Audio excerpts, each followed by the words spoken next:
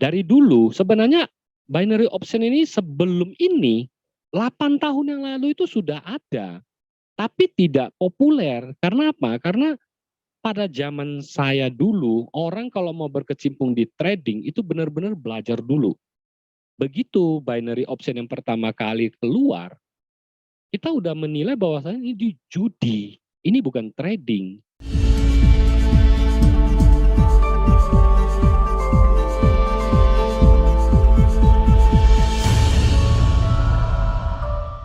Halo, welcome buat teman-teman yang hadir di sini. Ada Pak Edi, ada Pak An dari Medan, ada Om Herman, ada Om Yudianto dari Bandung. Halo Bu Novita, apa kabar hari ini? Selaku perwakilan dari Avatrade Indonesia. Iya Pak, sehat-sehat Pak. Suaranya agak serak Bu. Iya, sedang lagi nggak enak badan. Dikit. Ada Om Delvin dari Kalimantan, ada Om Oppo, ada Om Hafiz, ada Om Heri ya, Om Heri. Oke, kita sambil nunggu teman-teman yang lainnya ya. Selamat malam Bang Jai. Malam, Ko Aan, gimana kabar Ko Aan? Sehat? Sehat. Aman Medan? Aman Bang Jai? Aman, alhamdulillah aman. Ya, thank you Bang. Oke, terima kasih Ko Aan udah gabung. Gimana Imlek? Lancar semua ya? Happy Chinese New Year buat teman-teman yang merayakan, terutama buat narasumber kita pada malam hari ini ada Pak Eka yang merayakan Imlek. Hai. Siap-siap. Masih pacai. Gongsi pacai.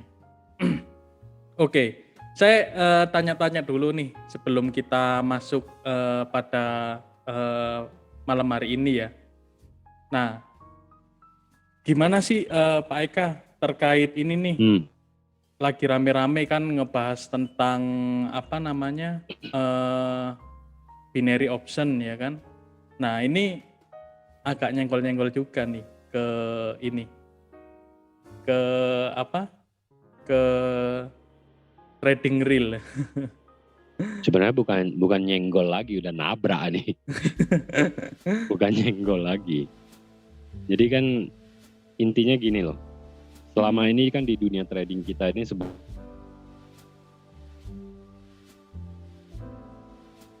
Oke, lanjut.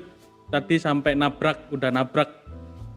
Nah kan bukan nyenggol lagi ya, udah nabrak kan gitu. Nah intinya kita di sini kan khususnya di Indonesia ini adalah less edukasi yang sangat minim terhadap dunia trading forex, makanya bisa terjadi seperti ini. Nah kalau misalnya kita mau jujur-jujuran nih, trading forex itu kan sebenarnya tujuannya apa kan gitu. Kan itu dulu. Kalau tujuannya itu untuk cari biaya hidup dan untuk mencari kaya, di awal saya tanda kutip ya, di awal itu salah. Bagaimanapun ceritanya, kalau misalnya kita memulai bisnis trading forex ini atau trading forex ini, kalau misalnya tujuan kita itu untuk menggantikan mata pencaharian kita di dalam dunia trading forex atau mencari keuntungan yang instan atau mencari kekayaan, di awal itu ya sudah salah. Jadi semuanya kan terjebaknya di situ. Karena kurangnya mindset di awal itu tadi ya. Iya. Nah, begitu bisa viralnya ini kan nantilah kita bahas ya kan. Seviral ini kan karena apa? Sebenarnya kalau mau kita jujur-jujuran lagi, kesalahan afiliatornya itu sebenarnya ya salah ya, dibilang salah ya salah. Tapi kan tidak sepenuhnya dia salah. Dia tidak memaksa kan. Dia tidak menodong. Betul. Dan dia tidak datangi orang untuk ayo di sini dipaksa segala macam, caranya kan tidak seperti itu. Dia hanya melalui sebuah media, apa yang dia lakukan, kemudian melalui media itu terus berkembang dan orang merasa kok gampang banget gitu cari duit dari dinamo tersebut kan. Orang ikut. Nah, masalahnya setelah orang ikut, pada pertama kali misalnya dia cuan, dapat profit lah, dapat untung lah misalnya dari sana. Setelah itu dia euforia kan gitu. Nah, setelah euforia dia lakukan hal yang sama lagi, tapi volumenya 2 kali lebih besar atau bahkan 3 kali karena dia percaya dirinya sudah naik kan. Nah, pada saat yang kedua atau ketiga itu dia mengalami loss yang cukup amat banyak misalnya. Nah, pertanyaannya setelah mengalami loss, kenapa dia nggak berhenti gitu loh? Kenapa diteruskan sampai puluhan juta sampai ratusan juta? Nah, ini yang disalahkan afiliatornya. Kan aneh. Betul ya? Contoh di kita aja deh, yang trading di MetaTrader aja mau 4 mau 5, yang real trading lah kita bilang. Kalau misalnya kita udah trading nih modal misalnya $1.000, kita udah loss misalnya $800 nih, apa kita lanjut? Kan enggak. Kita kan berpikir dulu ini kesalahannya apa, di mana sih, kenapa saya bisa loss? Nah ini kan dia beda. Kenapa dia lanjut sampai puluhan sampai ratusan juta? Setelah dia habis puluhan sampai ratusan juta yang disalahkan afiliatornya. Nah kan aneh. Lucu juga Tapi, ya. iya, aneh seaneh-anehnya ini udah nabrak ke kita gitu loh. Nabraknya di dunia trading ya, seakan-akan nanti kita sebagai edukator atau afiliator yang pikirannya kalau dana klien loss berarti kita yang nikmatin gitu, padahal kan enggak, sama sekali kan beda. Enggak.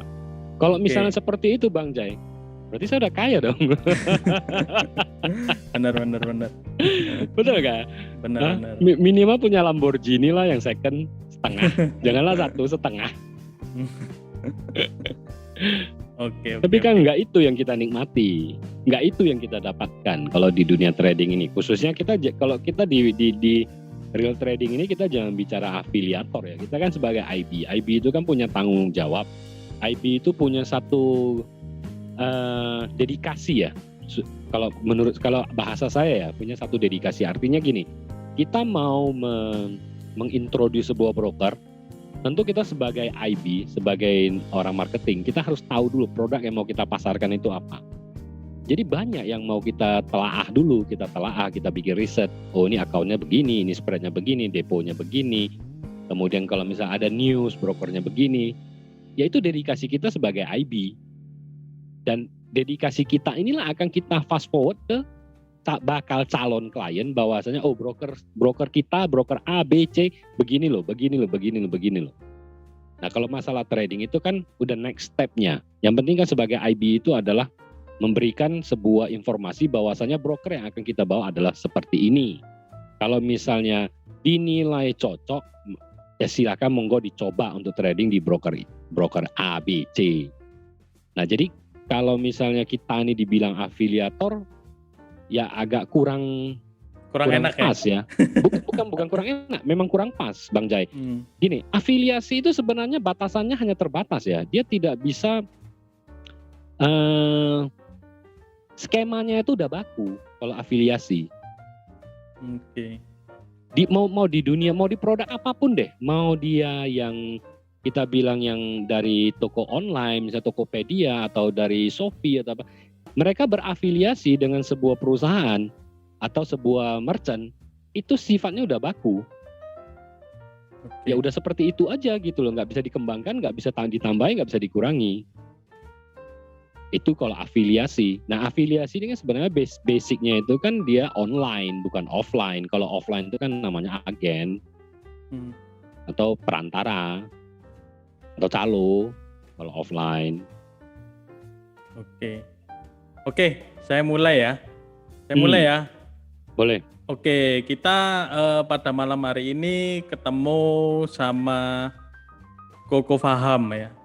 Nah, Koko Faham ini yang lebih banyak dikenal ya. Sebutannya Pak Faham, Mr. Faham. Nah, kalau saya pribadi lebih enak nyebutnya Koko Faham ya. Sebelumnya juga ya kan Koko Faham lebih enak gitu loh nyebutnya.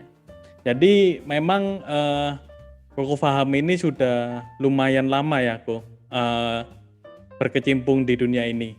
Atau sebagai edukator udah menginjak berapa tahun nih kira-kira sebagai edukator kan ada beberapa broker yang Koko Faham bawa ya. Ya, ada 3 broker yang saya bawa. 3 broker. Jadi Koko Faham udah berkecimpung berapa lama kok sebagai seorang edukator? Kalau sebagai edukator itu plus minusnya 5 tahun. Kurang lebih 5 tahun. Kurang lebih 5 tahun. Oke. Tapi kalau di dunia trading sendiri itu ya udah belasan tahun sih. Mulai dari mantap. trading floor, trading dari telepon, dari online, kemudian kita masuk ke platform market Betul. IVA pertama dulu yang hanya ada cacing daily, yang di sampingnya kita bisa ngobrol bareng sama orang-orang luar. Itu udah saya lakukan. Pas pada saat online pertama itu berbarengan dengan keluarnya internet smartphone, dongle pertama, disitulah saya udah online. Oke. Jadi lumayan ya, lebih tua dari saya. Ya udah lama. Oke. Cuma Oke. belum punya Lamborghini juga.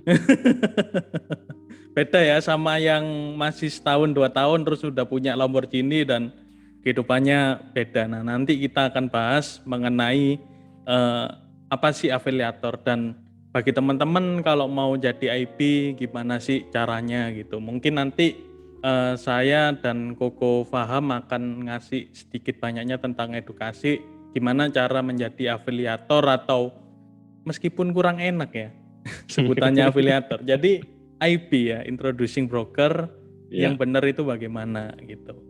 Oke, nah rundown acara kali ini yaitu Bang Jaya, pembukaan dan isi webinar itu apa aja. Terus yang kedua Koko Faham bikin heboh, apa itu afiliator binary option. Mungkin nanti sedikit banyaknya akan mengarah ke binary option ya, meskipun nanti nggak kita kupas secara mendalam, tapi lebih baiknya mana sih gitu loh antara binary option dan trading real ya gitu. Terus yang ketiga ada giveaway ya, merchandise eksklusif dari Jalan Traders Exavatrade berupa 1 buah merchandise eksklusif ya, tepatnya ya, berupa kaos ya, t-shirt. Terus yang keempat yaitu sharing dan diskusi. Oke, saya introducing dulu ya, Ko Faham. Yuk, boleh.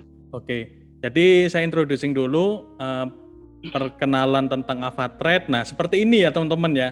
Jadi saya itu juga bagian dari Avatrade, IB juga ya dari Avatrade selain mengedukasi teman-teman. Nah, seperti ini kerjanya seorang IB gitu loh. Nah, memperkenalkan si pialangnya atau si brokernya tersebut. Nah, Avatrade adalah pialang falas dan CFD terkemuka yang berkomitmen pada nilai-nilai inti integritas, inovasi, dan pemberdayaan orang untuk berdagang dengan percaya diri. Avatrade didirikan pada tahun 2006 dengan visi menjadikan dunia perdagangan dapat diakses oleh semua orang kapanpun dan dimanapun. Oke, Avatrade mempunyai ratusan ribu klien aktif ya teman-teman ya. Lebih dari 150 negara dan lebih dari 300 karyawan di kantor lokal di seluruh dunia. Nah, klien Avatrade menikmati serangkaian layanan terbaik, berbagai instrumen, serta syarat dan ketentuan perdagangan yang fleksibel dalam lingkungan perdagangan yang canggih dan aman tentunya. Oke. Jadi Avatrade ini memang benar-benar real multi regulasi broker ya. Jadi regulasinya ada banyak sekali dan brokernya nggak main-main. Regulasinya ada di Central Bank of Irlandia, di negara asalnya Avatrade berdiri pada tahun 2006 di Irlandia. Nah, Central Bank of Irlandia ini meregulasi Avatrade dengan nomor C53877. Terus yang kedua yaitu ada BVI ya. Ada BVI, British Virgin Islands ya, Komisi Layanan Keuangan BVI, Financial Service Commission dengan nomor SIBA, /L/13/1049, terus ada ASIC ya, Australian Securities and Investment Commission ya, dengan nomor 406684, terus ada FSCA ya, dari South African Financial Sector Conduct Authority dengan nomor 45984, Terus di Jepang, nah ini sangat sulit sekali ya. Banyak broker-broker yang ditolak ya mau regulasi di Jepang. Ya karena memang regulasinya juga sangat ketat di sana. Ada dua ya, Financial Service Agency dan The Financial Futures Association of Japan ya, dengan nomor 1662 dan nomor 1574. Nah, terus ada Abu Dhabi Global Market ya, Financial Service Regulatory Authority of Abu Dhabi Global Market dengan nomor 190018. Terus ada SESEC ya dari Cyprus Securities and Exchange Commission dengan nomor 34/13. Terus award-nya ada banyak sekali ya, khususnya di European Global Banking and Finance ya. Avatrade ini dari tahun 2014 sudah menyediakan Bitcoin ya. Jadi instrumennya ada Bitcoin, jadi teman-teman nggak usah bikin akun lagi buat trading di kripto ya. Cukup satu akun, teman-teman bisa trading di forex, kripto, indeks, dan lain-lain sebagainya ya. Komoditas, nah itu cukup satu akun. Nah, bagi teman-teman yang biasanya membeda-bedakan akunnya, jadi kayak misal pengen trading kripto sendiri, nah silakan ya. Nah, tapi untuk trading kripto ini, untuk di Indonesia ini by pengajuan ya. Jadi by pengajuan biasanya nggak memakan waktu lama ya, maksimal 1 hari itu akun teman-teman sudah bisa aktif untuk trading di kripto. Terus yang terakhir di tahun 2021 ada Global FX Broker of the Years ya. Jadi the best broker di tahun 2021 oleh FX Code nih. Nah, terus apa aja yang di dalam Avatrade ya? Yang pertama semua jenis pasangan mata uang, forex, indeks komoditas hingga cryptocurrency itu ada ya. Terus free commission untuk seluruh pair. Nah, free commission ini apa? Jadi teman-teman kalau mau entry misal 1 lot, nah itu tidak ada biaya komisi atau biaya casnya di semua pair ya. Terus banyak pilihan platform trading manual maupun otomatis ya. Otomatis ya. Terus akun terpisah dengan leading bank internasional. Jadi Avatrade itu mempunyai rekening terpisah ya. Kalau di Indonesia biasanya yang terregulasi Bapepti itu mempunyai rekening pribadi yang tidak disangkut pautkan dengan perusahaan tersebut. Jadi kayak segregate account. Nah, jadi di Avatrade itu sama seperti itu. Terus ada akademi ya, seperti pada malam hari ini ya kita memberikan layanan terbaik khususnya yang terupdate ya bagi teman-teman yang mau belajar mengenal dunia trading lebih dalam lagi. Terus ada juga metode pembelajaran rutin atau mandiri via subtrader dari Avatrade. Teman-teman kunjungin websitenya Avatrade ya, avatrade.id atau avatrade.com, itu bisa mempelajarin subtrader ya. Jadi ambil kurikulum di sana, mengenal gimana sih trading dari awal sampai hingga teman-teman sampai expert ya. Jadi di sana baca-baca. Jadi ada kurikulum-kurikulumnya juga gitu. Jadi kayak kuliah gitu. Terus teknologi yang canggih Avatrade dengan Avatrade Go, terus ada Ava Sosial, terus ada Ava Protect dan Ava Option. Oke, jadi tim yang ada di Indonesia itu ada Bu Novita Dewi selaku support tim dari Avatrade Indonesia. Jadi kalaupun teman-teman mengalami kesulitan atau masalah terkait misal belum approve nih akun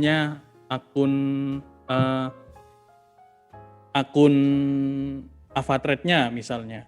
Nah, kok belum di-approve? Nah, nanti bisa kontak ke Bu Novita atau kontak ke saya ya selaku edukator dan partner dari Avatrade, yaitu kalau Avatrade menyebut IB itu partner ya teman-teman ya. Jadi biasanya kan introducing broker ya. Kalau di Avatrade itu namanya Ava Partner. Memang tujuannya memang Avatrade ini untuk merangkul si IB ini supaya menjadi bagian dari Avatrade-nya juga gitu. Terus platformnya apa aja ya? Ada MetaTrader 4, aplikasi trading yang paling banyak digunakan saat ini. Nah, terus ada MetaTrader 5, lebih update dari versi MT4, namun masih ada banyak bug-nya ya kira-kira ya seperti itu. Tapi fitur-fitur ini lebih kompleks. Misalnya kalau MetaTrader 5 itu kita pakai handphone pun ya, smartphone itu bisa membuka 2 chart sekaligus. Misal kita mau membuka gold sama euro USD itu bisa gitu. Enaknya di situ bedanya. Kalau di MetaTrader 4 kita hanya bisa membuka 1 chart aja. Terus AvaTrade Go ya, aplikasi mobile dan web trader dari AvaTrade dengan instrumen yang lebih lengkap. Jadi AvaTrade ini punya aplikasi yang namanya AvaTrade Go. Teman-teman bisa download di App Store maupun di Google Play Store ya. Untuk pengguna iOS teman-teman bisa download di App Store ya. Untuk di Indonesia itu teman-teman harus mengaktifkan VPN dulu atau cari file mentahnya di Google terus kemudian diinstal. Dan itu nanti tinggal login aja. Kalau mau login langsung via AvaTrade Go, lebih baiknya buka akun AvaTrade dulu ya. Ya bit.ly/ buka akun AvaTrade. Nah itu teman-teman langsung login, daftar, terus coba login ya, verifikasi dulu via dashboard, terus habis itu login pakai AvaTrade Go juga bisa. Terus ada Ava Option ya, platform opsi jatuh, tempo 1 hari hingga 1 tahun dan pada setiap penetapan harga. Ini mirip-mirip seperti binary option tapi nggak mirip 100% ya teman-teman ya. Ada put and call juga. Tapi ini lebih profesional lagi. Sebenarnya bukan binary option yang Ava option yang mirip binary option ya, tapi binary option yang mirip Ava option gitu. Jadi kalau di luar negeri ini sangat ramai sekali ya digunakan. Jadi teman-teman bisa ikutin webinar atau video-video selengkapnya mengenai Ava option. Ketik aja Ava option di YouTube, itu nanti ada praktisi dari luar negeri yang menjelaskan apa itu Ava option gitu. Dan bagaimana cara menggunakan mengenai tradingnya. Nah ini beda ya, kalau teman-teman mau buka akun trading Ava option itu beda ya gitu. Jadi dari AvaTrade itu ada 4 macam akun, ada MetaTrader 4, MetaTrader 5, terus ada DupliTrade sama Ava option. Terus platformnya ada web trader ya. Jadi kalau teman-teman terus lupa ya, tapi mau clear posisi, terus infonya lupa nih, teman-teman bisa kunjungin di warnet ya. Terus buka web tradernya dari AvaTrade. Nah, terus ada MyAva, akses masuk ke dashboard AvaTrade, melakukan deposit dan withdrawal dengan mudah ya. Jadi dashboardnya MyAva ini juga kompleks juga, terus juga UI-nya atau tampilannya mudah dipahamin ya teman-teman ya. Jadi untuk teman-teman yang mungkin mohon maaf sebelumnya gaptek itu akan lebih mudah dipahamin karena memang webnya sangat simple gitu. Terus ada DupliTrade, platform copy trading yang bekerja sama dengan AvaTrade. Terus ada Ava Partner ya, situs khusus untuk jaringan mitra AvaTrade seperti IB ya. Kebanyakan orang-orang nyebut IB. Nah ini Ava Partner ada sendiri ya websitenya gitu. Nah terus apa aja sih Jalan Traders sama AvaTrade ini kerjasamanya? Nah memberikan pengalaman support baru dari trader untuk trader seperti halnya webinar pada malam hari ini ya. Terus yang kedua yaitu memberikan edukasi yang bermanfaat serta up to date dengan kondisi pasar. Terus menghadirkan narasumber yang sangat mempunyai kredibilitas tinggi di bidangnya dan tidak monoton. Jadi seperti di awal-awal kita ya, kalau teman-teman ngikutin webinar dari Jalan Traders dari Bang Jai itu kan ada Dr. Eugenia ya dari Universitas Indonesia, terus ada juga dari Ko Abraham, terus ada juga dari Om Alfa yang menjelaskan tentang robot trading, terus juga yang pada malam hari ini ada Koko Faham yang menjelaskan bagaimana sih antara binary option ya yang lagi rame-rame sekarang ini sama introducing broker atau IB gitu. Terus ada juga memberikan servis yang terbaik dari klien-klien aktif di AvaTrade. Jadi kalau teman-teman mengalami kesulitan deposit ya, mengalami kesulitan withdrawal, jangan ragu untuk kontak saya ya atau kontak Bu Novita untuk gimana sih cara deposit, saya ini nggak punya internet banking, ya gimana bisa nggak bantuin deposit dan lain sebagainya. Itu bukan jadi masalah ya bagi kita ya, meskipun memang sangat ketat sekali, tapi kita punya celahnya bagaimana biar bisa teman-teman akunnya bisa terdepositkan dengan aman. Gitu. Terima kasih buat Avatrade untuk kerjasamanya. Untuk buka akun Avatrade atau update webinar selanjutnya, silakan teman-teman kunjungi link.id/jdxavatrade. Oke. Nah, mengenai balik lagi, wah udah rame nih. Mengenai konten kita atau fokus kita pada malam hari ini. Nah, bagaimana kau paham mengenai apa ya? Binary option ini kan lagi rame-rame dan dan para sempat kan ada berita tentang afiliator yang ditangkap juga. Nah, menurut kau paham itu bagaimana? Nah, sekarang tadi saya ada kirim satu slide ya tentang definisi afiliasi. Cak, Bang Jai share dulu. Di mana? WA atau di Telegram tadi? Telegram ya. Ada definisi afiliasi. Itu saya ambil dari sumbernya dari KKBI ya. Kamus Besar Bahasa Indonesia secara online. Kelihatan ya teman-teman ya? Kelihatan ya? Kalau dari tempat saya sih kelihatan. Kelihatan ya? Ya. Pak ya, saya ulangin lagi ya. Kelihatan. Nah, kelihatan ya? Oke.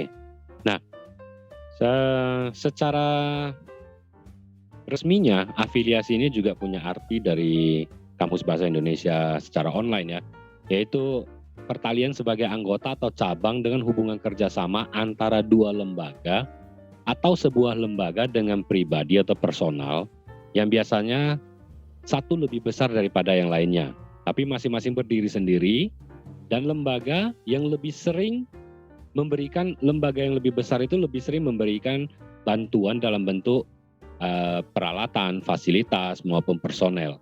Nah, ini tercatat di dalam Kamus Bahasa Indonesia secara online, yaitu di KKBI, definisi dari afiliasi. Nah, afiliator itu ya orang yang menjalankan afiliasi. Nah, afiliator itu biasanya di dalam dunia internet itu kebanyakan kan menjalankan bisnis afiliasi ini melalui online. Kalau agen itu secara offline. Jadi sebenarnya afiliator itu ya agen antara dunia online dan offline. Kalau misalnya sebutan agen ya cenderung dia lebih ke offline, seperti agen, makelar, calo segala macam. Kita mau beli mobil, ada yang mencalukan, ada yang menawarkan ke kita bahwa mobil ini seperti ini, mobil ini layak dibeli. Sama dengan afiliator. Afiliator itu lebih cenderung ke dunia produk-produk yang basisnya itu di online. Salah satunya ya trading option ini, dan kemudian juga di kita yang real trading yang di MetaTrader 4, di MetaTrader lah ya dari MKL, kita juga tergolong dalam afiliasi sebenarnya. Cuman afiliasi ini sifatnya itu dinamis. Kalau sebagai IB itu namanya IB, kalau di tempat kita seperti tadi Bang Zai bilang itu sifatnya lebih dinamis. Kenapa? Karena banyak tanggung jawab, banyak riset-riset yang harus kita lakukan sebelum kita memperkenalkan sebuah broker ke calon nasabah atau calon klien. Jadi bedanya tipis sebenarnya. Satu benang aja sih sebenarnya bedanya. Tapi pelaksanaannya itu perbedaannya cukup signifikan. Ini saya lanjutkan terus ya Bang Jaya. Boleh. Nah, cara kerja afiliator yang bermasalah ini ya, yang lagi ada bermasalah ini, sebenarnya sih kalau kita lihat dari skemanya itu sebenarnya nggak ada masalah. Gini, seperti yang di awal tadi saya bilang, saya sempat melihat beberapa orang yang posting di Instagram ya, di Instagram maupun di TikTok yang pengakuannya sempat viral itu. Di awal mereka ikut, mereka profit dan euforia. Kemudian percaya diri meningkat, kemudian dinaikkan lagi volume tradingnya itu di binary option yang hanya pilihan, kemudian mengalami loss. Nah, pertanyaan kenapa mereka nggak berhenti? Setelah loss puluhan sampai ratusan juta, baru yang disalahkan karena afiliator itulah saya loss ratusan juta. Lah kan ini konyol. Sesuatu yang nggak masuk di akal. Waktu kita loss misalnya awal 1 juta misalnya, kita profit 1,5 juta, kita euforia, volumenya kita naikkan, kita deposit lagi, kemudian kita betting lagi di dalam binary option tersebut dan kita mengalami kekalahan. Nah, setelah mengalami kekalahan, kebanyakan psikologi seorang trader yang notabene ilmu tradingnya itu belum mencukupi, dia akan melakukan hal yang namanya balas dendam. Disitulah dia akan terpuruk sampai hingga puluhan dan ratusan juta. Dan setelah apa yang dia lakukan sendiri, dia menyalahkan orang lain. Dan ini sebenarnya bukan hanya di kasus-kasus di sini. Ya di dunia kita aja juga seperti ini gitu loh. Kalau MC yang disalahkannya itu edukatornya. Podo. Lah, kenapa di dunia kita yang real trading ini tidak seviral ini kan gitu? Karena apa? Karena dibandingkan edukasi yang diterima oleh trader yang binary option, yang put atau call, atau yang buy atau sell yang dibatasi dengan waktu, dengan orang-orang yang trading di MetaTrader, itu yang trading di MetaTrader, wawasan dan ilmu yang didapatkan itu jauh lebih banyak daripada orang yang trading di Dinamo tersebut. Jadi tidak bisa seviral ini. Karena apa? Karena sebelumnya itu kebanyakan edukator juga sudah DO ya, disclaimer on. Ini resikonya gede. Jika begini maka resikonya akan seperti ini. Nah, tetapi di Dinamo tersebut, hasil dari orang yang terpengaruh pada video-video ajakan atau afiliator tersebut, ya memang kesalahannya itu dia tidak disclaimer on. Dia tidak mengatakan bahwa resikonya akan begini. Dan orang yang misal menelan mentah-mentah materi tersebut, sebenarnya nggak bisa menyalahkan afiliatornya juga. Sama-sama udah dewasa. Orang yang bisa trading itu bukan umur 5 tahun, 12 tahun kan. Kan sudah dewasa, seharusnya sudah bisa berpikir. Apakah memang semudah itu untuk mencari uang? Nah, dari dulu sebenarnya binary option ini sebelum ini 8 tahun yang lalu itu sudah ada. Tapi tidak populer. Karena apa? Karena pada zaman saya dulu, orang kalau mau berkecimpung di trading itu benar-benar belajar dulu. Begitu binary option yang pertama kali keluar, kita udah menilai bahwasanya ini judi, ini bukan trading. Kenapa? Ibarat begini. Kita ambil gambaran gini aja lah.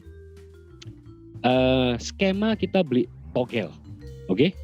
Kita nulis misalnya 10.000. Setelah kita nulis angka yang kita mau, kita nunggu sampai jam 5 atau jam 6 sore. Maka angka keluar. Kalau apa yang kita beli tidak keluar, maka kita akan rugi. Lah apa bedanya dengan yang seperti ini? Kita taruhan 14.000 $1. Dibatasi 5 menit. Oke. Pada kenyataannya kan ada beberapa grup Telegram yang ngasih sinyal demikian. Nanti misal jam 9 malam B, berarti kan buy. Nanti jam 21.30 S gitu. Padahal itu kan berarti kan itu kan sama aja sebenarnya, sama judi kan. Ya, jadi tinggal di sisi kitanya aja gitu loh. Maksudnya tapi memang banyak sekali di luar sana yang mengaitkan bahwa benar-benar apa ya? Handphone 1 dan handphone 2 sama-sama nih trading di platform tersebut, tetapi chartnya berbeda. Nah, iya, itu kan yang aneh. Harga yang diambil itu kan bukan harga OTC malah, udah harga sintetik malah ya. Kalau harga OTC dia harusnya jauh lebih kurangnya sama. Tapi kalau misalnya satu handphone dengan handphone yang berbeda dengan aplikasi yang sama, itu harganya berbeda, berarti itu udah sintetik. Berarti server A dengan server B itu settingannya berbeda. Itu udah pasti. Kalau di OTC mau 10 handphone pun nanti bedanya paling 1-2 tik. 1-2 tik pasti ada beda. Karena beda server kan. Kalau misalnya servernya sama pasti sama. Kalau misalnya beda server, dia pasti ada beda 1-2 tik. Itu udah jelas. Nah, dia contoh kayak di Avatrade. Avatrade ada berapa server? Bisa ada server 1, server 2. Nah, server 1 dan server 2 ini pasti ada perbedaan 1-2 tick. Tapi overall secara garis besar itu sama.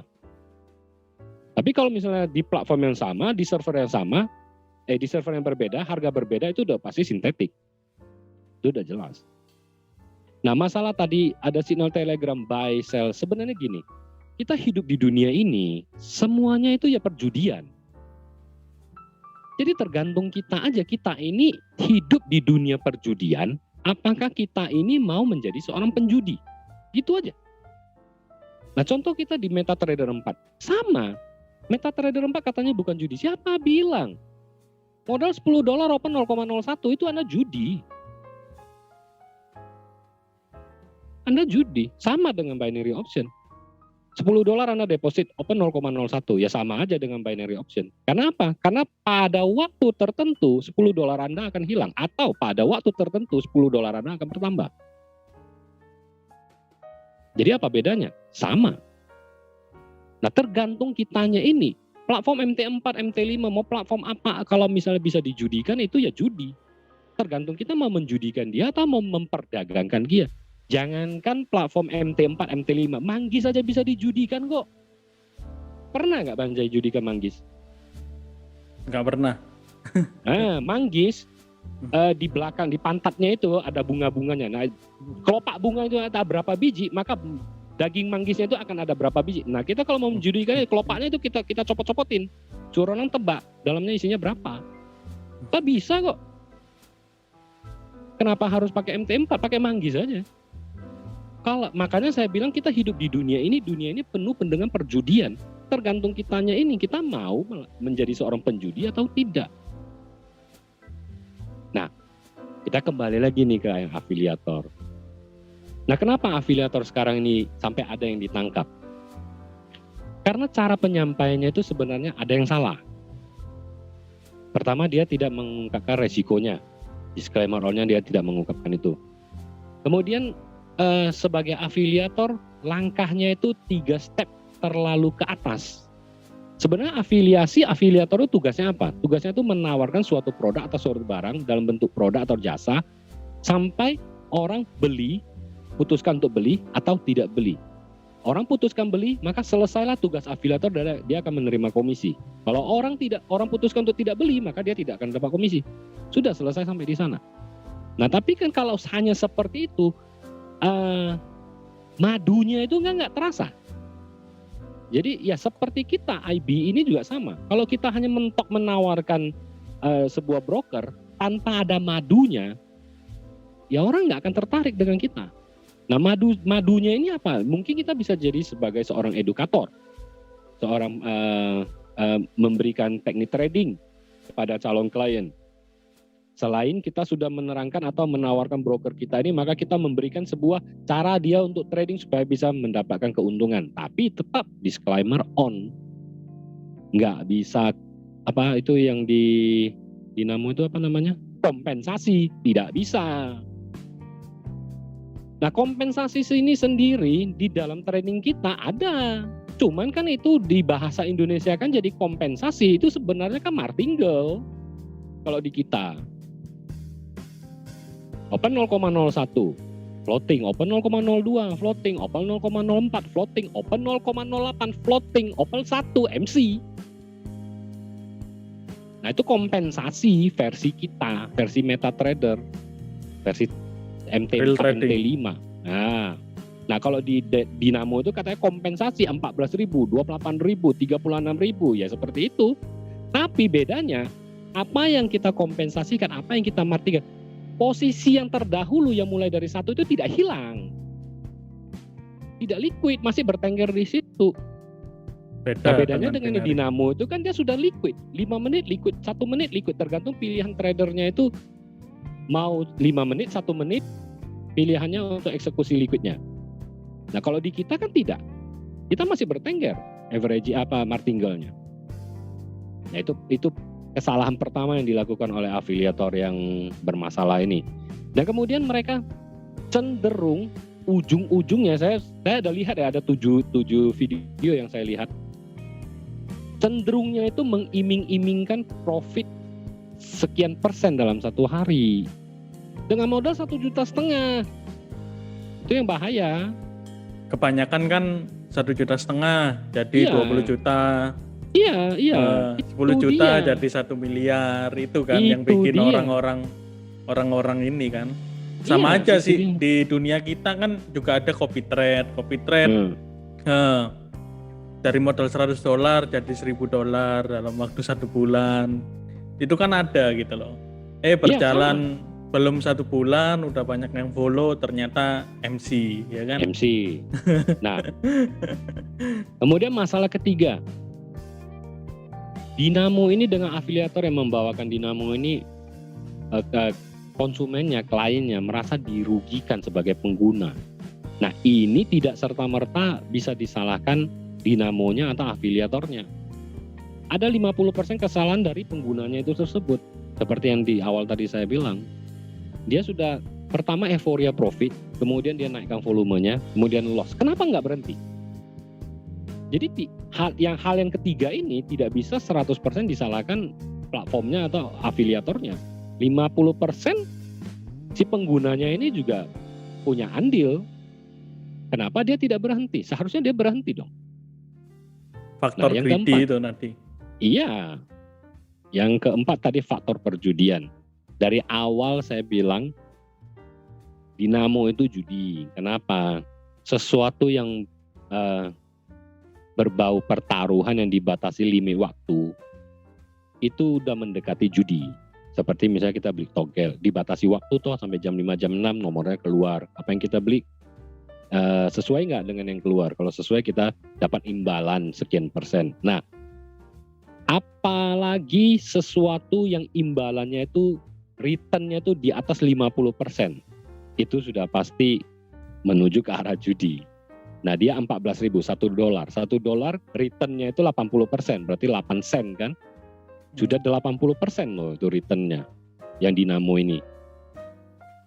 Nah, sama dengan togel juga sama. Kita teken 1.000, kalau nggak salah kan ada antara 60 atau 70 ya.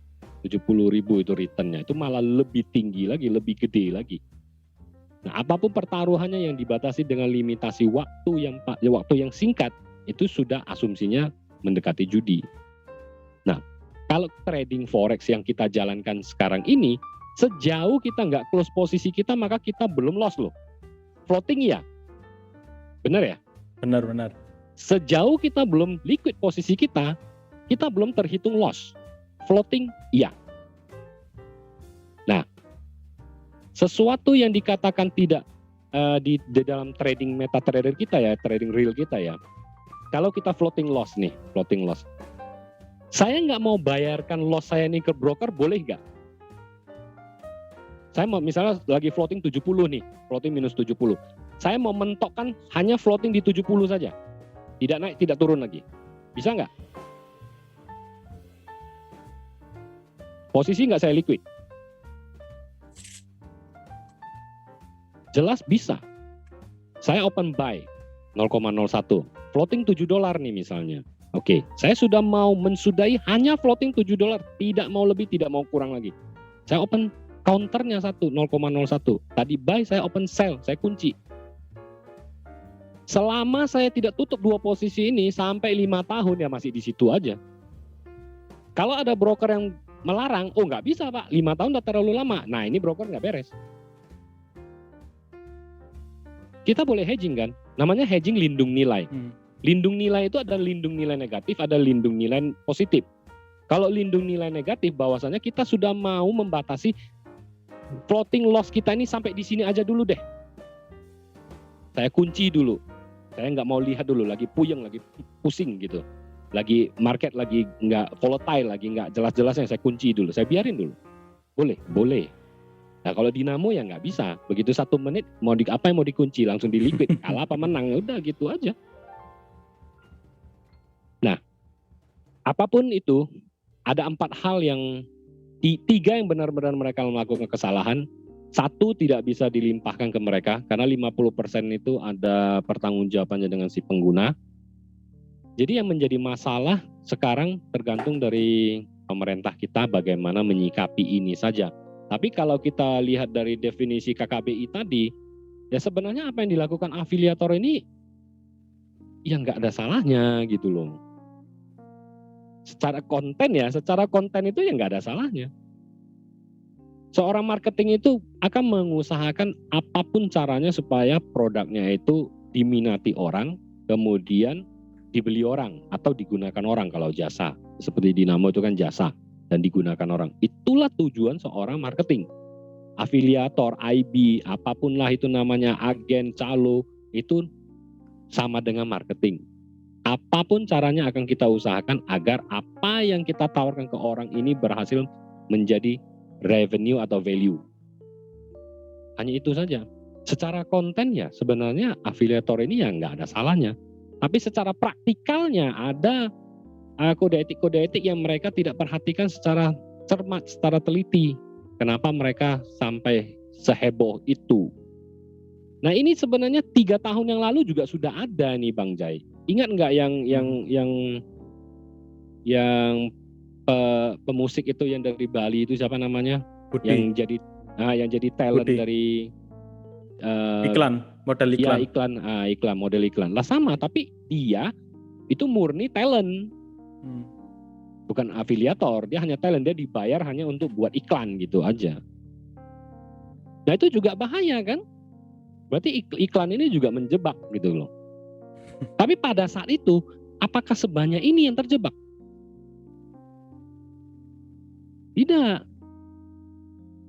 Tidak sebanyak ini. Karena orang tahu itu iklan. Nah masalahnya si afiliator ini juga membuat sebuah konten di media yang frekuensinya itu tinggi dan berketerusan, continue. Nah ini yang diikuti orang setahap demi setahap. Jadi lama-lama kayak brainwash, tercuci otaknya bahwasanya begini. Tapi ya kembali lagi, kenapa otaknya bisa dicuci? Umurnya bukan 5 tahun, bukan 12 tahun, bukan 17 tahun, bukan 16 tahun. Motivasinya yang salah. Iya, rata-rata yang kena yang saya lihat di IG, yang di TikTok itu udah 30-an, udah ibu rumah tangga, udah bapak-bapak. Kan aneh jadinya. Kalau menurut saya itu ya sebuah pembodohan yang dipublikasikan aja sih. Tapi apakah ini tidak layak diviralkan? Ya layak, diviralkan layak. Supaya apa? Supaya ini menjadi sebuah edukasi yang baru, supaya orang bisa lebih waspada, mencari tahu apa sebenarnya itu trading forex. Nah kalau mau kita bicarakan siapa yang harus disalahkan? Ya masing-masing punya kesalahan. Yang menggunakan juga punya salah, yang afiliatornya juga punya salah. Tapi secara baku sih dia kesalahannya itu nggak begitu fatal. Yang fatal ini yang pengguna. Sekarang gini aja deh. Kayak anak-anak, kalau misalnya kita bilang, itu jangan dipegang. Anak-anak akan malah tambah megang itu barang setelah kita larang. Bener ya? Benar. Jadi artinya begini, janganlah berperilaku seperti anak-anak. Nah kita dilarang nih, jangan main itu. Jangan udah dilarang, makin tambah dicoba. Dicari tahu dulu kenapa ada orang yang melarang. Nah kalau semua kayak anak-anak nanti yang disalahkan orang yang mengajak ya, gitu. Tapi kan kenyataannya orang-orang lebih seneng kalau iming-iming profit itu tadi. Nah sekarang gini aja deh, saya iming-iming gini. Kalau misalnya Bang Jai jual tape, dijamin Bang Jai 2 bulan aja Bang Jai bakalan kaya raya. Bang Jai jual tape nggak? Jual tape. Berani? Berani kan dijamin.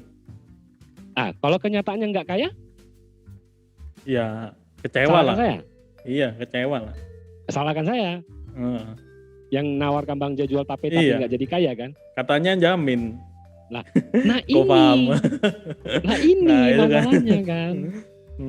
Jadi apapun sekarang gini, tadi saya bilang jual tape, begitu saya bilang jual tape aja otak kita ini lebih tinggi dari Pentium berapapun ya. Kecepatannya itu lebih cepat dari Pentium apapun, dari prosesor Intel manapun atau prosesor AMD itu lebih cepat.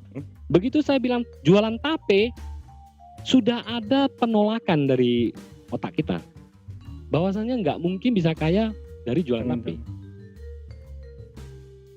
Nah kenapa?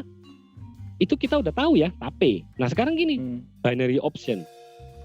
Kita yang nggak tahu, tapi diiming-iming kalau kamu main ini bisa kaya raya.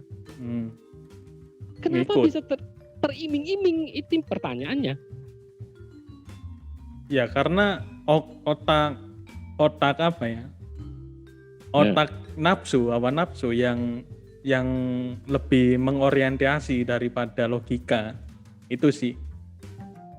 Enggak, Bang Jai. Tamaknya itu loh Pak. Tamaknya itu loh orang itu. Jadi Tamak. iya, tamaknya itu dibidik sama yang apa itu? Afiliator. Mengenalkan itu afiliator itu. Ya, Ya, salahnya sendiri tamak. seorang Salahnya sendiri sebenarnya seorang afiliator, dia juga tidak fokus ke psikologi ketamakan orang awalnya. Tapi setelah dia menikmati komisi-komisi, menikmati hasil-hasil, secara tidak langsung dia mempelajari psikologi orang. Oh, kalau diginikan orang akan ikut. Nah, itu. Sama itu namanya Pak. Tapi kita sebagai IB yang benar, kita nggak boleh menggunakan itu. Nggak bisa. Kalau kita mau berkecimpung di dunia IB, forex broker yang benar, kita nggak bisa menggunakan iming-iming supaya orang ikut dengan kita, nggak bisa. Karena apapun ceritanya, kita harus memberikan edukasi yang benar. Trading itu bagaimana? Nah, kemudian kalau misalnya kita mau jadi IB atau afiliator yang benar di broker forex ya, di AvaTrade atau di manapun lah, di broker manapun. Apa yang harus kita lakukan? Sebenarnya satu aja. Pertama, sebelum kita jadi IB, kita harus memastikan diri kita itu bisa trading dulu. Itu nomor satunya. Terus yang nomor 2? Yang kedua, setelah kita bisa trading, kita bisa membukukan apa yang kita lakukan secara tertulis. Setelah kita bisa membukukan atau menulis apa yang kita lakukan secara tertulis, secara lisan, kita coba transfer ke orang dulu. Kita ajari dulu orang. Kalau masuk, baru step ketiga, kita putuskan untuk jadi IB. Saya di dunia trading itu di tahun keempat saya baru jadi IB. 4 tahun itu saya hanya jadi trader aja. Semua informasi itu saya pelajari, apa itu leverage, apa itu ini, apa itu lot size, segala macam semua saya pelajari. Kemudian saya tuliskan, saya lisankan, saya tuliskan, saya bakukan. Kemudian saya passing ke teman, apa yang saya tulis, apa yang saya jabarkan, mengerti nggak dia? Mengerti, oke, kita sudah bisa jadi IB. Nah, setelah kita jadi IB, bukan hanya sampai di situ, tugas kita apa? Kita harus meriset lagi, broker ini kelebihannya apa? Apa yang disediakan? Kemudian fasilitasnya apa? Kemudian supportnya apa? Kalau ada masalah bagaimana cara handle-nya? Nah, itu tugas seorang IB, bukannya bagi link. Nanti ada masalah kita diem aja, ya nggak bisa. Kebanyakan Ya, memang seperti itu sih. Ya kebanyakan seperti itu. Makanya IB, ya sekarang kita bisa lihat ya, IB yang benar-benar IB itu harusnya bertahan sampai sekarang. Harusnya. Karena apa? IB itu menghasilkan. Kalau dia betul-betul menjalankan IB sebagai karir, itu benar-benar menghasilkan. Di 2020 sebelum COVID, itu saya di Indonesia ya, pasar di Indonesia ya, itu nomor 3. Dan duitnya lumayan, nggak bisa dipungkiri. Kalau benar-benar IB, seharusnya dia bertahan sampai sekarang.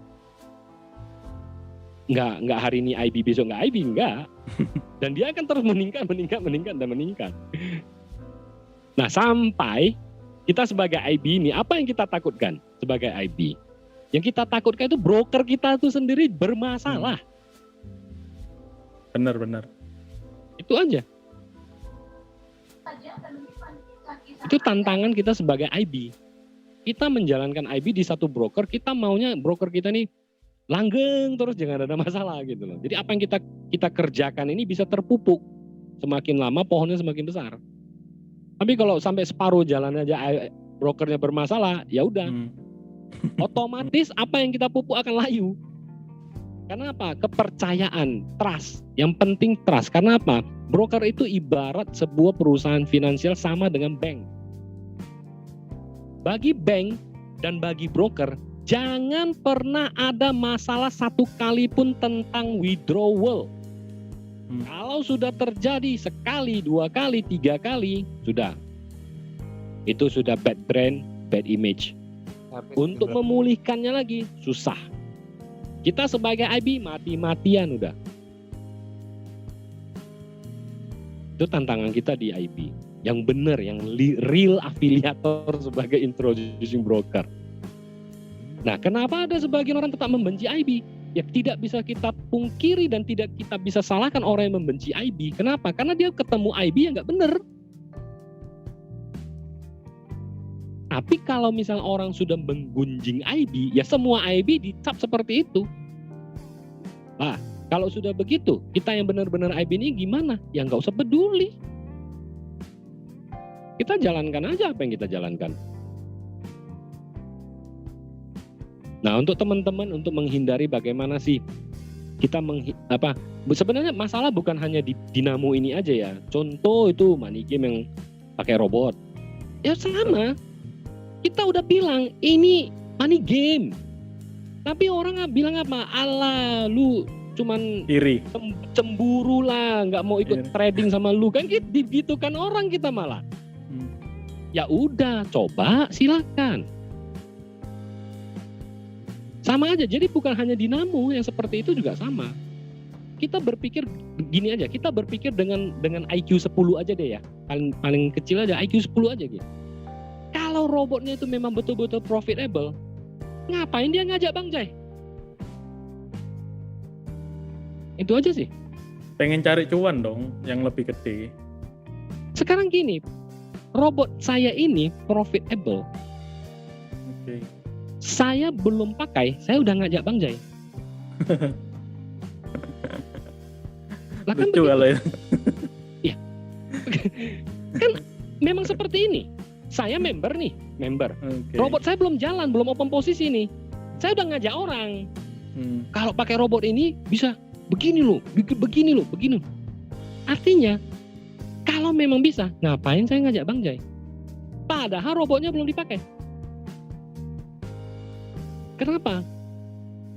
Perhatikan skema-skema yang seperti ini. Kalau misalnya ada orang menawarkan skema trading dengan marketingnya, kalau misalnya pertama ada bonus sponsornya, itu pasti money game. Masuk 1.500 kita dapat $150. Nanti dia tambah bayar robot yang 1,5 juta dapat lagi 160.000. Apa kayak gitu? Itu sudah pasti money game. Yang ada bonus sponsor, yang ada peringkat-peringkatnya, itu pasti money game. Di dunia trading forex real, di dunia keuangan gak ada peringkat. Kita pakai duit, cari duit, habis duit, semua duit, gak ada peringkat. Itu intinya. Kalau misalnya kita ditawarkan ada levelnya, ada begininya, kemudian kita bisa susun satu kamu di atas, kamu satu di bawah, nanti ini passing ke atasnya, itu sudah pasti money game.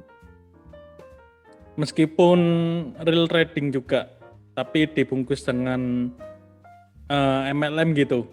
Gak bakalan bisa real trading, Bang Jai.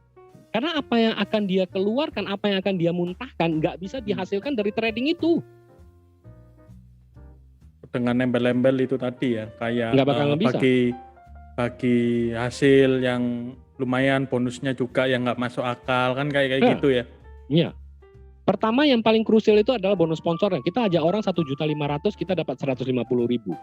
Oke, berarti yang bersih masuk ke rekening, kalau real trading misalnya, yang bersih masuk ke rekening tradingnya itu 1.500.000 masih dikurangi 150.000 lagi dong. 1.350. Nah, itu di satu level. Kalau di atasnya ada upline-nya lagi, Dibagi-bagi lagi itu bonus Lah iya. sponsornya. Lah iya. Nah, makanya saya bilang kalau sudah skemanya yang pertama aja sudah ada itu, udah itu money game. Bukan hanya ini, beberapa tahun yang lalu GCG, Mia sama apa yang saya sampaikan tetap sama, tapi orang apa tanggapannya? Alah, lu trading bisa dapat berapa sampai sekarang? Malah kita dibilang seperti itu. Bener.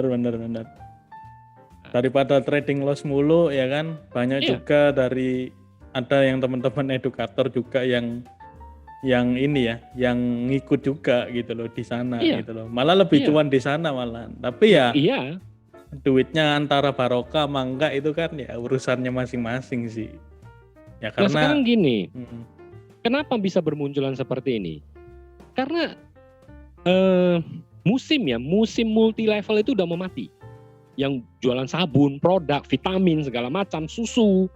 Itu kan sebenarnya barang-barang yang murah kemudian di markup jadi beberapa ratus %, kemudian di multi level kan. Nah itu zamannya itu sudah surut. Nah apa yang up to date sekarang? Trading dibungkus. Oke. Itu aja. Nah dulu multi level yang vitamin lah, yang susu lah segala macam, itu produknya sama aja kayak produk Unilever sebenarnya, murah. Tapi itu jauh lebih oke ya daripada membungkus trading yang nggak bisa kita markup harganya. Contoh di Euro USD 1, sekian itu nggak bisa kita markup kan? Bener. Tapi Bisa loh. Hah? Bisa loh markup spread harga nggak bisa. Tapi kalau multi level yang produk dulu yang susu, sabun kan bisa. Kita beli dari pabrik cuma 100, kita markup jadi 10.000. Oke. Nah, si selisihnya 10.000 kurang 100 yang 9.900 itulah yang kita bagi-bagikan sebagai bonus. Nah itu jauh lebih logika, lebih bagus seperti itu. Tapi kan sekarang musimnya ini udah mulai redup yang punya produk. Makanya sekarang trading inilah dibungkus. Karena apa? Lagi hype, lagi happening, lagi heboh-hebohnya. Itu saja. Nah, kemudian skema operasional income dari IB itu sendiri bagaimana? IB tidak menerima komisi dari deposit seseorang klien. Misalnya klien deposit 100, saya dapat 10. Nggak seperti itu.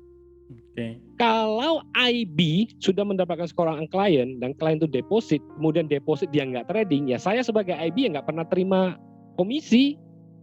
Komisi yang kita dapatkan kalau klien kita trading. Misalnya satu lot $10 misalnya. Berarti kalau 0,01 dia trading dan dia liquid posisi, maka komisi kita adalah $0,01. Kalau dia trading $1 ya komisi kita $10. Sejauh itu saja komisi kita. Dari apa yang dilakukan klien terhadap transaksinya setelah dia liquid, maka kita akan dapat komisi. Tidak ada dia deposit 100, kita akan dapat 10% dari depositnya 100. Kita dapat $10, nggak ada. Nah, skema operasionalnya bagaimana? Skema operasionalnya kita harus memenuhi dulu. Kalau misalnya kita mau dapatkan $10 misalnya dengan klien kita yang tradingnya yang cuma 0,01, berarti kita harus cari 100 klien dong. 100 klien, masing-masing trading 0,01, kemudian mereka liquid posisi dijumlahkan satu lot, maka kita akan terima komisi $10. Dan kalau kita jalankan sebenarnya profesi karir IB, percayalah tidak gampang. Tadi saya sudah jabarkan kalau trader kita trading 0,01 untuk dapat satu lot kita butuh 100 orang trader yang open 0,01. Satu lotnya kalau $10 itulah komisi kita. 100 trader 0,01. Tidak bisa kita cuma bisa dapat 3 klien. Kita mau mengharapkan satu hari kita dapat komisi $100. Lah ini nanti sudah tanda kutip. Pasti bisa terjadi apa yang diviralkan sekarang ini. Kenapa? Karena kita push, kita kompres klien kita ini supaya trading modal 100. Masuk aja 0, kan itu yang akan kita lakukan untuk memenuhi satu lot supaya terpenuhi dan kita mendapatkan komisi $10 misalnya. Nah ini sudah tanda kutip. Banyak toh IB-IB yang seperti itu. Nah masalahnya apa yang dilakukan IB, apa yang diajarkan kepada klien tradingnya, sebenarnya dia juga nggak tahu apa yang diajarkan. Kenapa harus tradingnya klien itu dengan modal $100 kita paksakan 0,1? Sebenarnya 0,1 itu udah berapa banyak? 0,01 udah berapa banyak? Apa dijelaskan dengan sedetail mungkin? Tidak. Kalau saya jelaskan sedetail mungkin. 0,01 ini sudah sebegini loh sebenarnya kamu bertransaksi. 0,1 sudah sebegini loh kamu bertransaksi. Dengan modal 100. Jadi memang ada rumusnya ya. Kalau amannya kalau misal modal $100, pantasnya untuk di trading untuk menjaga money management yang baik itu lotnya berapa yang digunakan. Iya. Kalau Memang. mau yang benar ya, secara literasi, secara algoritma yang ada di MetaTrader. Itu semua ada aturannya, ada perhitungannya. Kita bicara $100 ya, $100 dari faham ya, tidak bisa trading dengan menggunakan $100. Lebih baik Anda tabung dulu $100-nya. Paling Anda berani berspekulasi itu 350. 350. Kalau 100 simpan dulu. Tabung. Jadi 300 atau 350. Itu sudah dalam kategori spekulasi tinggi, high spekulasi 350. Lot 0,01. Nggak bisa lebih. Tapi apakah orang mau? Nggak usah termakan iming-iming dari afiliator deh. Yang udah lama trading aja, modal 350 minimal dia akan open 0,1 kok. Nah, nanti masalahnya apa? Nanti kalau misalnya market lagi hectic, ada news, kemudian ada slippage, barulah yang disalahkan siapa? Broker. Kok begini? Kok begono? Padahal apa yang dia punya tidak bisa meridem volatility market. Kenapa tidak bisa meridem? Karena dia tidak berhitung apa yang dia sudah entry, apa yang sudah dia transaksi, sebenarnya besarannya itu berapa. Apalagi pas dia masuk seperti saat ini, NFP lah, ada news segala macam. Itu semua akan berpengaruh. Nah, kenapa orang melakukan hal ini berulang-ulang, walaupun salah tetap diulang-ulang lagi? Karena tidak mengetahui konsep sebenarnya. Kita trading ini sama aja kita jual beli mata uang ke money changer, tapi konsepnya berbeda. Saya sering menjabarkan ini ke teman-teman, ke publik gitu kan, ke media sosial, tapi tanggapannya itu cuma satu, main abang kurang jauh om katanya. Mainnya kurang jauh, ya mau sejauh mana main kita? Nah yang udah mainnya jauh, hasilnya apa? Nah, kita sebagai IB, apakah kita mau jadi IB yang benar? Atau kita mau jadi IB yang seperti trader, barbar juga? Sama, pilihannya ada di kita. Kesalahannya nanti bukan di MetaTrader-nya, di brokernya, ya di kita juga. Bagaimana kita menjalankan ini, bagaimana kita mengeksekusi ini sebagai trader, dan sebagai IB bagaimana kita memarketingkan broker kita.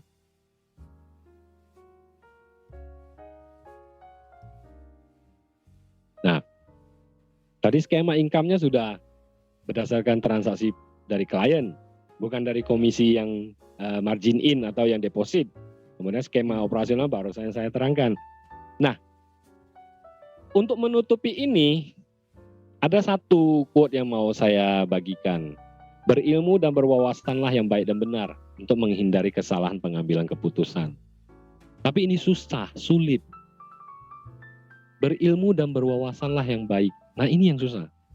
Padahal dia sudah punya wawasannya, tapi belum bisa digunakannya dengan baik. Ini yang lebih sering terjadi.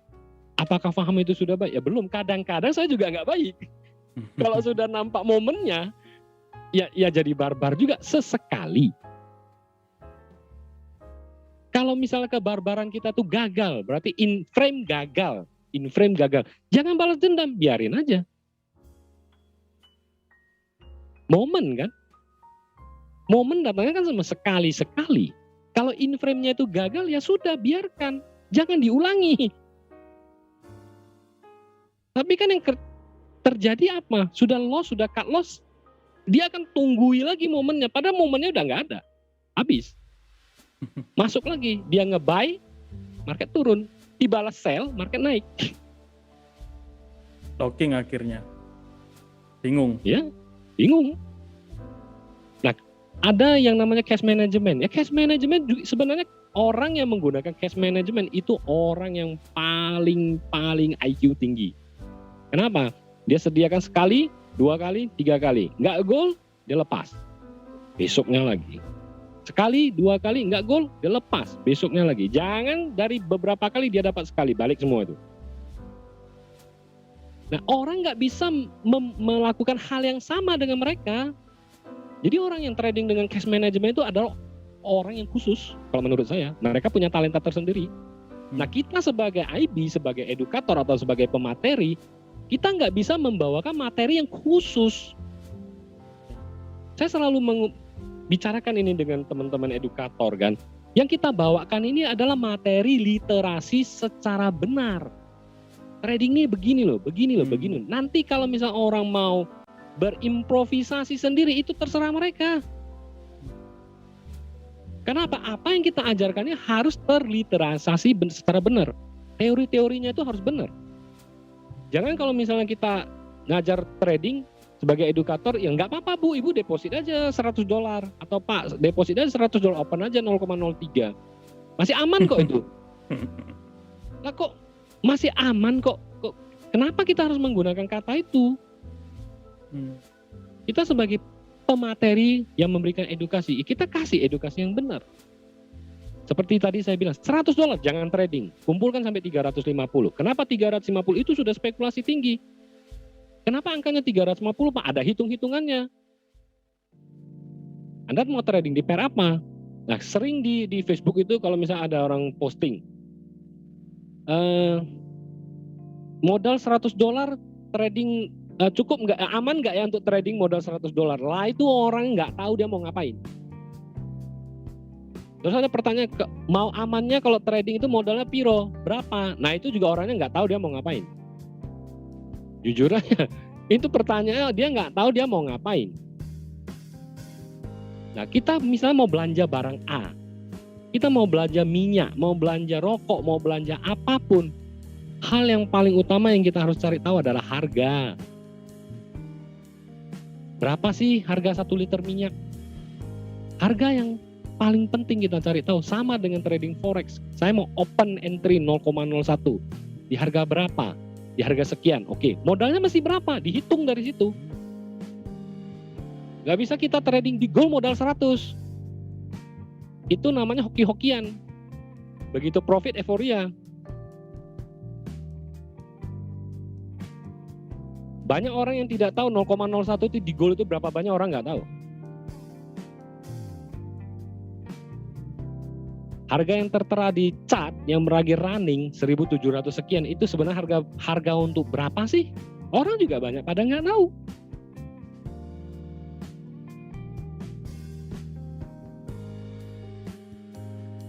Bang Jay boleh coba uji teman-teman gitu yang baru yang trading udah boleh kategori lama lah, coba uji. Berapa sih harga 0,01 itu?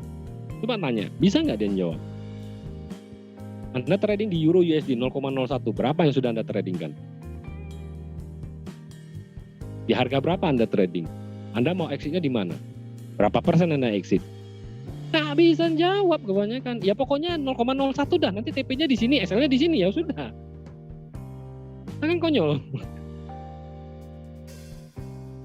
Kalau misal mau seperti itu, ya kembali lagi bagus pakai EA aja deh. Udah selesai. EA yang ada SLTP-nya, open SLTP, open SLTP, open SLTP, udah. Ngapain di rumit-rumitkan kalau begitu? Tinggal cari probabilitasnya berapa persen. Iya, bener. Itu malah lebih afdol lagi kan? Nah, kenapa saya bilang afdol? Kalau misalnya kita menggunakan itu, berarti kita sudah menghilangkan emosi. Dan dia bisa lebih stabil. Tapi kalau kita tidak menggunakan otomatisasi, kita manual, campur dengan emosi, ya udah.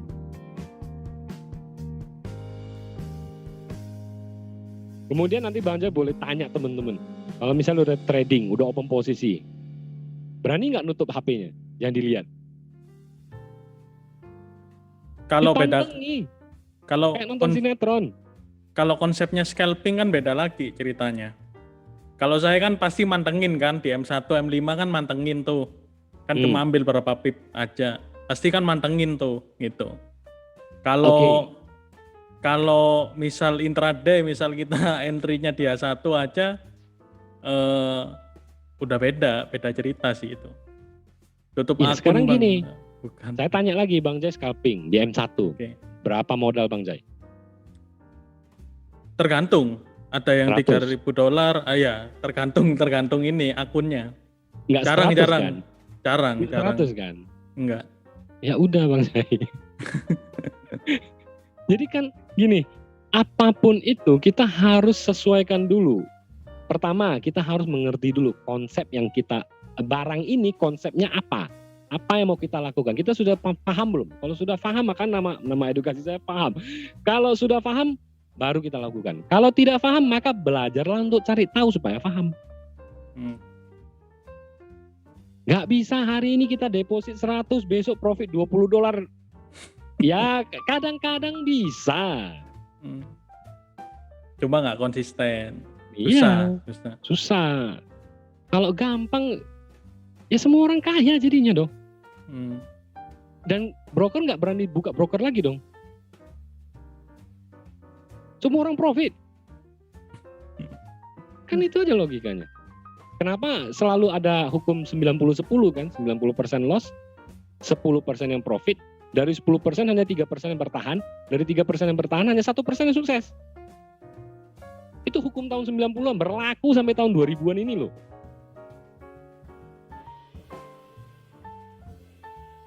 Sampai sekarang masih berlaku. 90-10. 10-nya itu 3, 3-nya itu 1. Sampai sekarang. Oke, itu aja Bang Jai. Kalau ada sesi bertanya. Nah, silakan teman-teman kalau misal ada yang bingung atau ada yang mau tanya sama Koko Faham, silakan ditanyakan. Balik lagi. Nah, kalau misal teman-teman mau jadi IB atau jadi Ava Partner, nah itu bisa juga ya, nanti bisa kontak ke saya atau ke Bu Novita gitu. Binary option dengan CFD apa bedanya? Sekarang gini, kalau tadi pertanyaan binary option mas saham kan underlying. Sekarang gini, ini option yang mana dulu nih? Option yang dinamo atau option yang real option? Coba yang tadi yang tulis tanda yang bertanya tadi yang pakai settingan. Ini Delvin. Optionnya option yang mana dulu? Option yang dinamo atau option yang real option? Kalau tadi tulisannya option yang real ya dengan saham yang underlying, ya itu udah benar. Konsepnya udah benar hampir sama. Dan optionnya itu dia punya underlying kemudian under times limit. Tapi nggak 5 menit, nggak 1 menit, nggak 15 menit, nggak seperti itu. Dia ada kontrak, misalnya kontrak antara perusahaan ini yang digabungkan menjadi sebuah option, dan itu kontraknya berapa lama. Dan kita sebagai orang yang ingin memegang option itu, kita bisa tackle 1 periode atau 2 periode atau 3 periode dari estimate timingnya. Timing sampai timing expirednya itu berapa lama. Dan kalau misal pemilihan kita itu salah, maka kita akan rugi. Itu option dari dulu sebenarnya udah ada, tapi nggak populer. Di kita nggak populer. Kalau di luaran iya. Nah, di luaran itu populernya dulu ada satu kasus saham yang dropnya itu sampai ke bottom banget, tiba-tiba kemudian naiknya. Itu saham disahamkan. Nah, cerita option ini begini, saham disahamkan. Orang bertaruh di sebuah saham, kemudian pertaruhannya itu dipertaruhkan lagi. Maka terciptalah yang namanya option. Dan itu ada kontraknya, kontrak expirednya ada. Jadi kalau misalnya kita cerita beda, ya kalau yang dengan dinamo ya beda banget gitu loh. Tapi kalau yang real option dengan saham underlying ya hampir dia setali benang aja. Om Delvin tapi itu ya. Tanya aku paham. Ya. untuk lot 0,01 kok modalnya $350 itu gimana itu hitung-hitungannya Pak? Tidak Pak, bukan itu. Maksudnya bukan itu. Sekarang Bapak tentukan dulu, Bapak mau trading di pair apa? Ini Misalkan saya Euro langsung, USD, di mana Pak? Euro USD misalkan.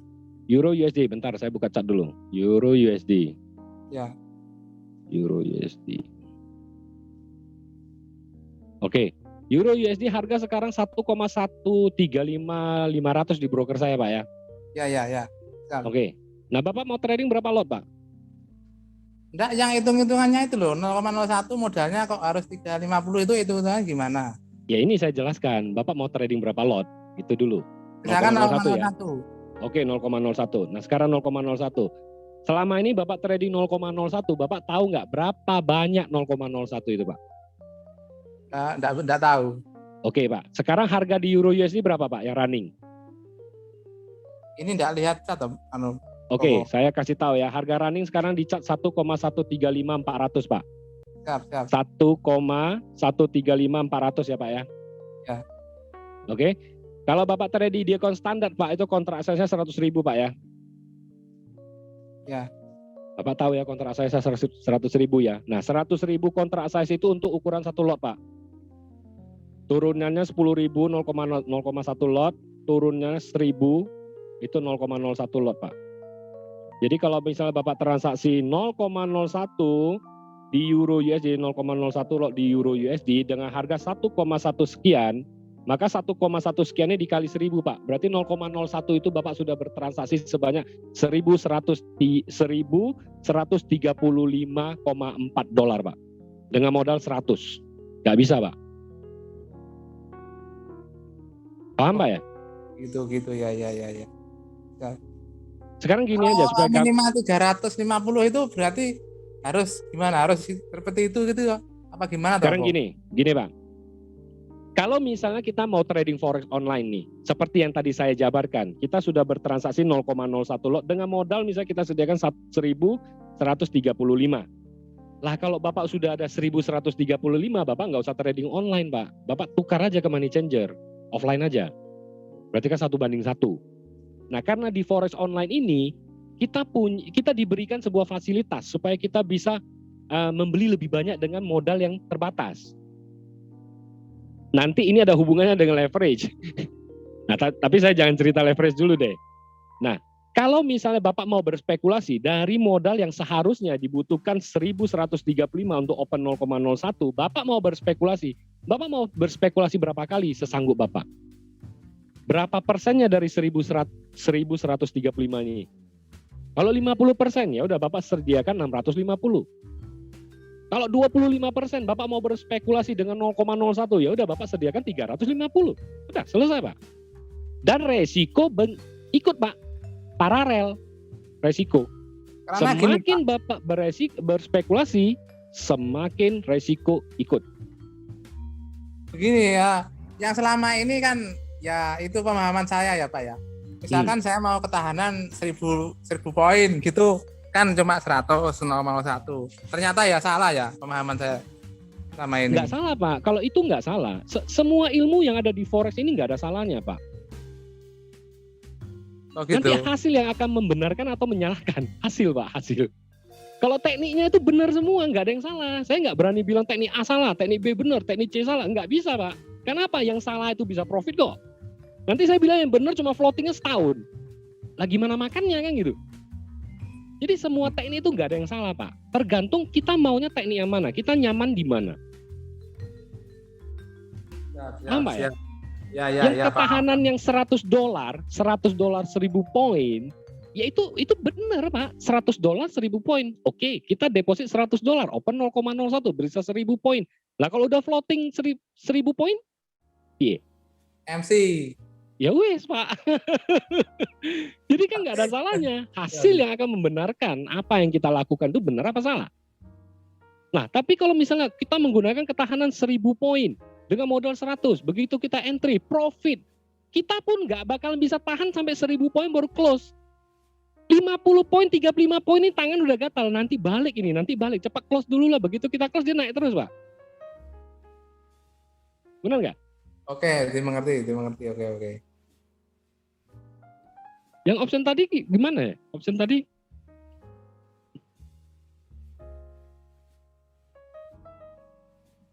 Ada lagi coba. Ini seru ini. Dari binomo sampai ke trading beneran.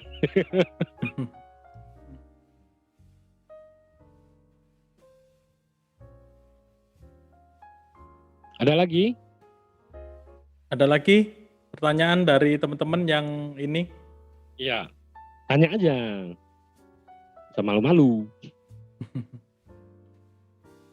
Jadi memang kalau kita trading ya amannya lihat kontrases itu yang Iya. yang paling mendasar hukumnya gitu. Hmm. Jadi kalaupun kita deposit dengan uang 1.300 itu tadi ya, kalaupun Euro USD harganya 0, nah itu kan baru MC-nya kan di situ dengan 0,01. Nah tergantung dari teman-teman spekulasinya gimana, itu ya Ya. intinya ya. Jadi juga dari ketahanan margin juga gitu. Ya. Nah intinya kan konsepnya itu kita udah paham. Konsepnya udah paham, kita ngerti ya. Nah udah ngerti, kita mau barbar, mau spekulasi, itu udah terserah gitu loh. Saya sebagai edukator, konsep yang sebenarnya ini sudah saya kasih tahu nih. Sisanya tergantung tradernya. Mau spekulasi berapa persen dari modal? Iya, bener. Kalau misalnya 1.100, berarti Anda kalau misalnya pakai $100, berarti Anda berspekulasi 90%. Kan gila kan? Kita bisa loh spekulasi 90% di Forex. Kalau misalnya kita mampu berspekulasi 90% dan itu menghasilkan, luar biasa. Lanjutkan. Lanjutkan. Selama itu nyaman kan? Selama itu trading nyaman. gitu. Kan Iya. selama ini jargonnya forex itu kan anu toh, Pak. Kalau Gimana? Halo? Gimana ya? Level tertingkat. Gimana? Gimana Pak Agus? Jargonnya? Jargonnya gimana Pak Agus? Kan menari dengan cat, Pak. Menari dengan cat. Jadi naik kita, kalau kita buy langsung naik, kalau turun langsung kan Oh gitu. iya, saya paham itu Pak. Jadi, Nah gini Pak, tinggi-tinggi kan gitu tuh Pak. ya itu kalau Bapak lihatnya di time frame kecil Pak. Coba Bapak lihatnya di time frame daily, weekly, monthly Pak. Bapak bisa nggak menari di sana? Ya cuma jargon aja. Nah, jadi kan Dan itu market. ya itu juga benar, nggak salah. Karena apa? Ada yang namanya scalping, ada yang intraday, ada yang weekly, ada yang swing, kemudian switching, belum swing ya, switch dulu switching, kemudian baru swing, baru long term, baru investasi. Nah semua ini teknik trading yang nggak ada salahnya, bener. Selama kita menggunakannya itu nyaman dan bisa memberikan hasil, itu sudah oke. Kalau misalnya apa yang kita gunakan itu tidak sesuai dengan apa yang kita mampu tanggulangi, ya jangan. Carilah yang menurut kita tuh kita mampu, kita tanggulangi. Jangan melihat orang bisa profit ratusan persen, ribuan persen dalam satu hari dengan modal seminimal mungkin. Kita mau ikut dia, ya nggak bisa Pak. Belum tentu kita tangan kita ini sekencang dia untuk entry posisi, untuk close posisi. Kadang-kadang kita harus bergemeteran dulu. Kalau dia nggak, dia cepet banget. Nah, tidak semua orang bisa seperti itu. Lebih bagus kita mencari apa yang menurut kita nyaman, apa yang menurut kita bisa kita tanggulangi. Itu yang kita pelajari. Dan berulang-ulang kita pelajari. Nah ini saya ada satu ilustrasi.